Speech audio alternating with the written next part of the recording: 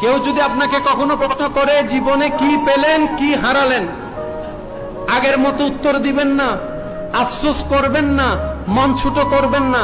এখন থেকে একটু উত্তরটা ভিন্ন করার চেষ্টা করবেন। মুখের মধ্যে একটা মুস্কি হেসে উত্তরটা দিবেন, যা হারিয়েছি, যা পাইনি সেটা আমার ছিল না।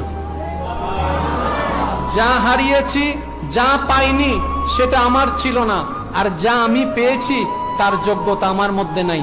আমার মওলা দয়া করে